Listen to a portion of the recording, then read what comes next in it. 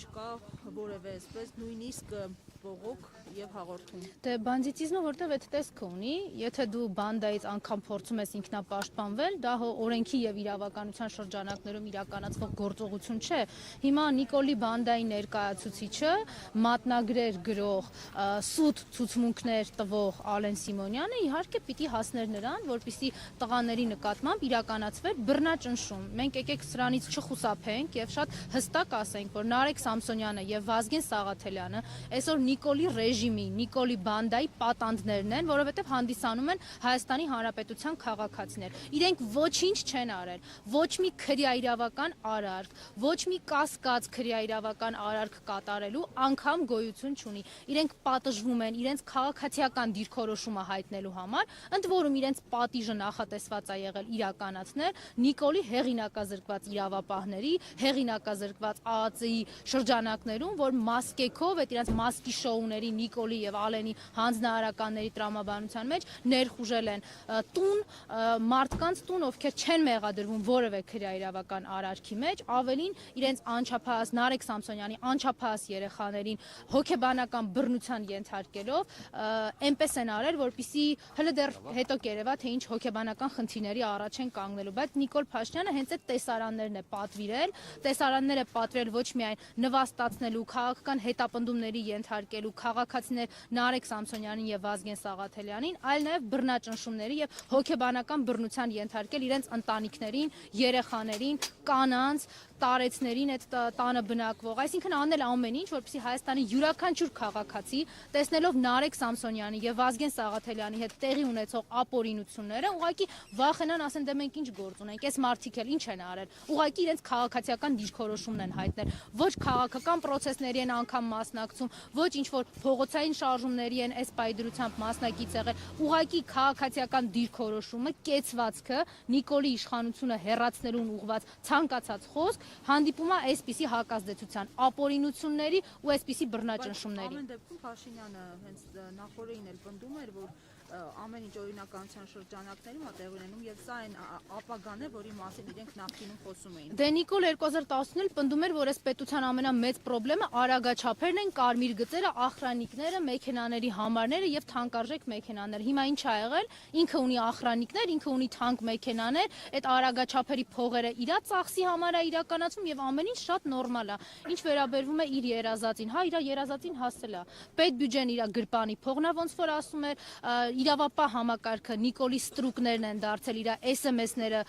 կարդալով եւ այդ SMS-ների համար քրեաիրավական հոդվածներ կարելով են զբաղված Հայաստանի քաղաքացիների նկատմամբ, ովքեր ոչինչ չեն արել, ուղղակի հանդիսանում են Հայաստանի քաղաքացի, բա իր համար ապագան եկել է, իր պատկերացրած ապագան այսպիսին է եղել, անիրավություն երկրում, հակասահմանադրական իրավիճակ եւ իր բանդան, որը զինված է եւ հնարավորություն ունի իրականացնելու ցանկացած անհետևանք մնացող գործողություն։ Տիկին Մկրտչյան, այսօրվա դատական նիստից սպասելիքները ինչպիսին են եւ այնուամենայնիվ որքանով է արտարացված հայոյանքը եթերից։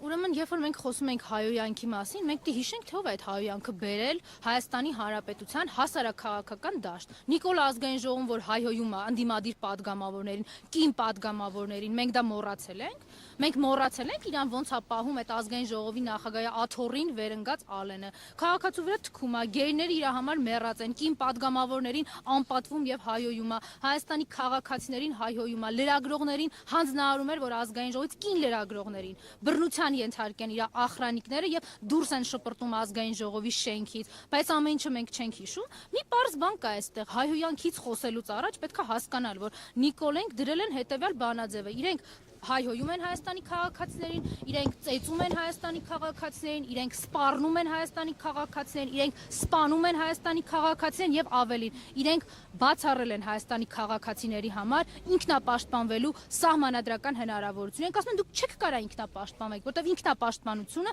արդեն քրեորեն պատժելի է, եթե դա իրականացվում է իհարկե Նիկոլի հակաիրավական գործողությունների նկատմամբ։ Իսկ Նիկոլի ցանկացած հակաիրավական եւ իր բանդային ներկայացուցիչների ցանկացած հակաիրավական գործողություն միայն խրախուսվում է իրանց ստեղծած պետաիշխանական համակարգի շրջանակներում։ Դատական նիստից սպասելիքներ տարբեր սպասելիքների մասին կարող ենք խոսել, բայց ոչ արդարության եւ արդարադատության։ Այն դատավորները, որոնք Նիկոլի ասածին եւ Նիկոլի ասածով վնգստում են տարբեր պատերի տակ, իհարկե արդարության եւ արդարադատության հետ կապ ունենալ չեն կարող։ Այն բռնաճնշումները, որոնք կան Նարեկ Սամսոնյանի, Վազգեն Սաղաթելյանի եւ Հայաստանում այսօր տասնյակ քաղաքական բանտարկյալների նկատմամբ, որ ամեն օր փորձենք դատական նիստերի գնալ, Հայաստանում ամիսը չի հերիքի, որ քաղաքական բանտարկյալներին գոնե մեկ անգամ իրենց դատական նիստերին կարողանանք հաճախել։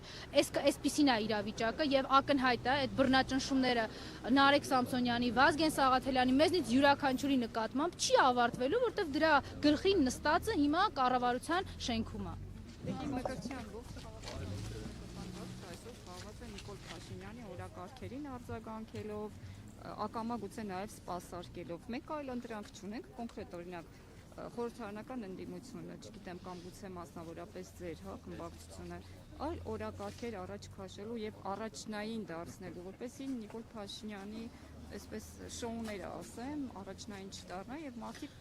վախտի խաղալիքներով չզբաղվեն։ Ես չեմ կեղծելու ձեր հարցի պատասխանը եւ չեմ խոսելու ընդդիմության մասին, որի ոչ անունը գիտեմ, ոչ էլ իրանց վերացարկված ֆանտոմի հետ չեմ կռիվ տալու կամ իրենց